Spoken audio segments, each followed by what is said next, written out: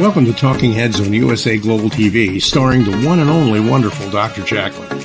It's a prestigious place where world-class influencers and experts meet, and where you'll find the most trusted advisors and coaches for all things in life and business.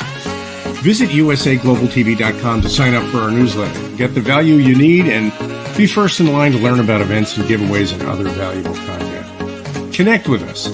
Email Dr. Jacqueline at usaglobaltv.com to talk about how you can become part of USA Global TV. That's USA Global TV, where the doctor is always in. Hello everybody, my name's Jenetta Barry, and our show today is Talking Heads. And Talking Heads is part of the USA Global TV and radio platform. There are many authorities who talk on Talking Heads on a weekly basis.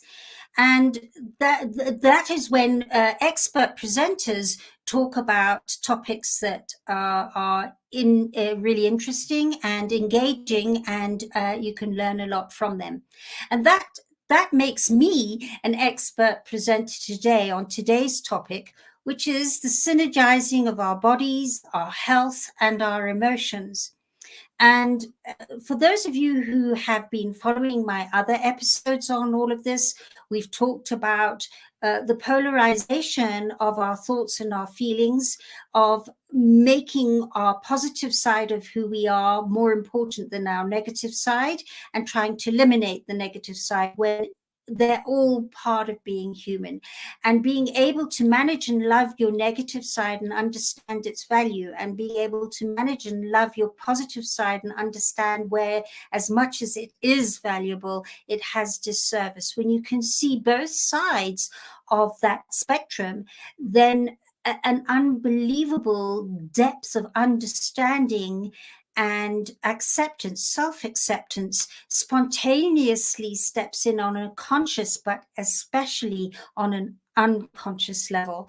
And it's blown me away. Each time I apply this technique, different conversations come out of my mouth.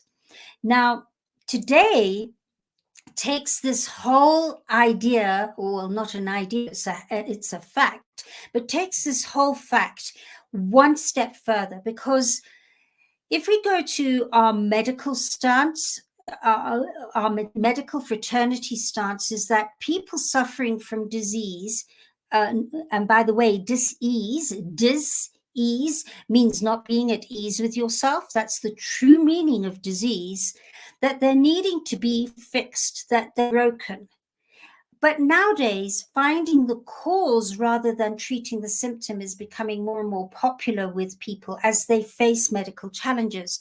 And it's made being ill more about an investigation and a journey and subsequent understanding of what it is that's caused that disease rather than just treating it. More holistic approach. And I feel very passionate about this. I suffered over 20, in fact, it's 23 years ago, on the 4th of July, 23 years ago this year, I was operated on and found to have stage 1 cancer, but it was grade 3. It was moving like a bushfire. And that pushed me into starting to study where that disease was sitting in me. Where was I not feeling at ease with myself? So understanding how our thoughts affect our lives has become the more popular way of looking at life in recent years, as I did 23 years ago. And the positive thinking industry has dominated this approach for nearly 70 years. The missing part to this is that our thoughts and emotions are not separate. They're inextricably interconnected, and this has resulted in our emotions becoming marginalized in the belief that we only need to think right to achieve a perfect life. If you think it and you're positive and you're thinking the right way, then everything will be all right.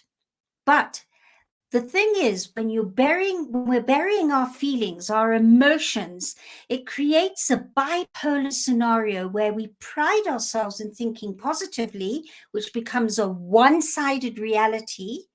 and then feeling guilty and ashamed whenever we feel emotionally challenged, the opposite one-sided reality. And when we bring our thoughts and emotions into manageability by appreciating and powerfully embracing both our thoughts and emotions, we can then operate from a place of centered actuality.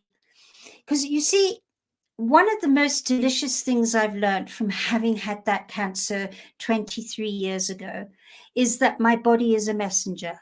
Our bodies are messengers. They let us know where our emotional imbalance, where our disease is sitting or is situated by displaying signs that that part of our body is holding that angst, where our disabled emotions have been stored. So the body goes, okay, there's just too much going on in this part of the body. So I'm going to give a sign to show that it's time to deal with the emotional attachment to where that's being stored. And in our judgment of disease, the belief that it requires to be eliminated and serves no purpose, a war is created to fight disease into oblivion. It's already, we're fighting disease. And that's why, by way of example, phrases like fighting cancer are regularly used. The moment I changed my stance, and whenever anything starts showing itself up in my life, then instead of going, oh, I've got to fight this and get rid of it, and there's something wrong with me, and I'm incomplete, and this isn't appropriate, and I shouldn't be dealing with this because it makes me not good enough. Instead of that, my conversation now goes into, okay, I'm experiencing this right now. So what's the emotional attachment to this? So whichever part of my body is happening in, I go to that part of the body and see what my body is telling me that I would be wise to embrace and listen to my feelings and thoughts in that part of my body. And it's wise to search and secure that root cause of the disease rather than just fighting symptoms. And by honoring and listening to our body's messenger systems, we can then release judgment of our diseases and appreciate how they're equally serving us. And we then can become whole, because that judgment becomes an open-hearted discernment rather than a critical outlook.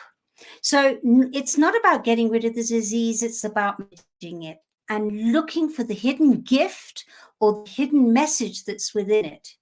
So an example is more recently, because I hardly ever get ill anymore.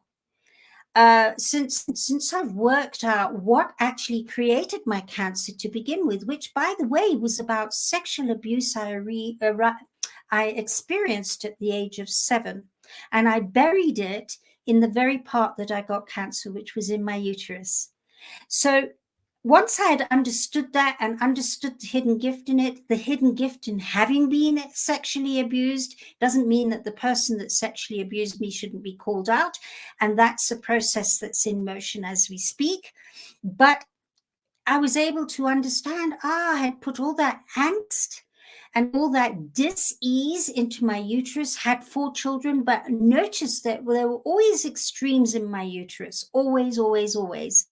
And now being able to bring that into manageability. So more recently, in the last 5 to 6 years, I've noticed a lot of symptoms kicking in. And in my research and speaking to doctors and specialists, what I wasn't told at the time that I was treated for this cancer was that there's a fallout that can kick in 15 to 20 years after you've had the treatment. And so it's been a really interesting journey as I've learned how to deal with it. And sometimes I don't deal with it because it's quite messy and uncomfortable and challenging, what I have to deal with my bowel, by way of example, which got extremely burnt by radiation treatment. But when it starts happening, I know that there's also an emotional attachment that's triggering it. And then I can sit down and work on the emotions, and then it quietens down the bowel side of the after effects of radiation treatment. More recently, I've been having problems with my left knee, and knee is very much about ego and control. And the left side, if you're right-handed, is your feminine side, and your right side is your masculine side. If you're left-handed, it's reversed. So what's this about my ego and control on a feminine basis? And I've been working through that during the course of this year, because I had to even give up dancing ballet for a little while. And now it's become manageable again, and my knee's okay. Then in the last few weeks, just before I did the cycle ride that some of you might know, I did a fundraising cycle ride through a game park. My right foot started giving me incredible pain, rather like when you hit your elbow and your funny bone, and that pain in your bone. It was that feeling, and I couldn't work out what it was. And so, first of all, I needed to identify what it was, and then find out what my emotional attachment was to that. And eventually, the night before I was supposed to ride, I nearly cancelled and didn't go. And I was running this whole fundraising. The night before, a very special friend of mine managed to find out what it was through somebody else who's had the same cancer as I. And it's the radiation after effects on my spine, on the base of my spine. And so this person has had quite a few years of dealing with these unbelievably different pains. And so the moment I knew what it was, I could start working on that. And then we got the appropriate drug to help deal with that nerve connection between my spine and right foot. And the right foot is about stepping forward with feeling assured. So I was able to look at that and go, where am I not feeling quite assured? And the moment I did that, I was able to start taking that drug. Whereas the person who'd very kindly led me to this drug, because they've been dealing with the same after effects after radiation treatment, they're still taking it. I've been able to cut back on that drug as I dealt with my dis-ease on stepping forward on the masculine side of myself and making a difference. I'm leaving a big legacy here, and a legacy is very masculine driven. So I was able to deal with it, and the pain comes and goes very gently every now and then. And when it does, I'm able to manage it from that place of dealing with my emotions and what is actually happening, rather than my perception of what is happening. The other thing that I wanted to share with you in terms of disease and our bodies and our minds and our feelings is being accident prone. Have you noticed how a friend you know who is or are always accident prone? Have you ever got friends like that? I certainly have. And of course, we all have those days where you feel more accident prone than on other days. You wake up and you're dropping everything and you're not quite there and with it. And have you noticed how once you get your thoughts and feelings into order and you're feeling more centered, it makes you less open to hurting yourself? And so once again, when extreme charges of negative thoughts and emotions manifest within us, they control us and we feel out of control. So working this process to bring our overwhelming thoughts and emotions into centered presence enables us to bring our dis-ease about and within ourselves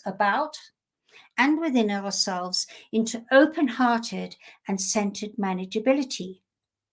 So I'm going to give you again just the overview of the questions that I ask myself when this is happening to me. So I'm going to remind you again, this isn't about getting rid of disease.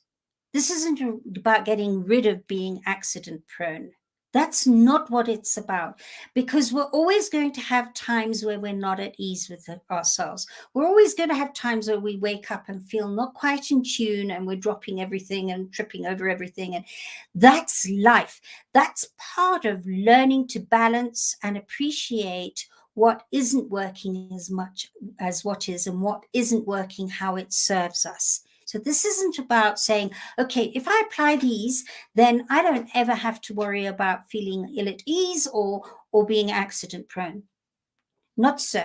It will always happen. It's not getting rid of what's happening. It's how we handle it that is the key. And that's what I'm going to give you now, is the very basic exercises. It really helps to have somebody coach you through with them. And this is where all my clients love it, because they hop onto a call with me and I help them work it through. Because sometimes answering these questions has a block attached to it that needs a little extra nudging and perhaps a different way of asking it. And when I go intuitively into where that block is, I'm able to ask the question differently. But this is a help. And just by taking these basic exercises, whatever you might be dealing with right now will already start to shift. Of that, I can assure you. So the first thing you're going to do is list any illness or injury or disease that you're currently dealing with in your life, and choose the one that's presenting the greatest challenge to you now in this space time. And then you're going to sit and define your current emotions attached to that affliction or illness you're currently dealing with. And again, this is when you might need me. It can be a little bit blocked. You're going, I can't think of anything. So you'd start that question by saying, I'm currently feeling. So when I started with my foot and aching, I'm currently feeling overwhelmed that what I'm doing is so much bigger than me that it's painful to step forward. It's painful to take the next step without feeling overwhelmed. That is where I got to. So the limiting trait to that, because we attach traits to what we're feeling. So we get the feeling story written down, then we peel that story away and go to the perceived limiting trait. So the perceived limiting trait was actually not good enough. That's where I was sitting, not good enough to do this. And the other opposite trait was good enough. So you define what trait is attached to that emotional perception you have. And then you start listing where experiencing this challenge is serving you in all 7 areas. And in fact, actually, one step before that, list where it's not serving you, because you can do that list very, very easily by feeling I can't step forward. It's stopping me from doing this with my family. It's stopping me from believing in that or the other person or this situation or in myself. It's stopping me from stepping forward more spontaneously in my friendships. It's stopping me flowing with my money. It's stopping me flowing with my work. List where it's stopping you by feeling this emotion. And then you do the opposite side, where you start listing where you're experiencing this limitation. What's it pushing you to do? So you would start saying, what skills, what techniques, what experience and exposure is it giving you that if this wasn't happening, you would be lacking? So an example is, I had this really sore right foot the night before. So what did it give me? It gave me the ability to push and realize where my limiting beliefs were still, and I had hidden them. So my right foot started showing me, it became my messenger where my dis-ease was sitting. It then enabled a very special friend to feel valued and valuable in trying to help me solve the challenge that I was experiencing. So they felt validated. And we drew closer than ever before. And that would have been missing if I hadn't had my right foot hurting me. Then I was able to reach out to the person who was experiencing. So I now had somebody who was able to help me understand what I was going through. And there was a rapport there. So a new connection and rapport was built through this adversity that would be missing if I hadn't had my right foot give me such a lot of trouble. And then it pushed me physically to start taking something to at least shift the pain. And I also did what's called Feldenkrais. Some of you might know about it. I had a Feldenkrais session. And then I was able to become more and more in tune with my body physically as I felt the pain come on, dealt with the emotion, and the pain subsided more easily. And that helped me validate just how powerful my combination of thoughts, emotions, and body is. What an amazing power that is, that I can shift that pain through doing that. So it validated who I am.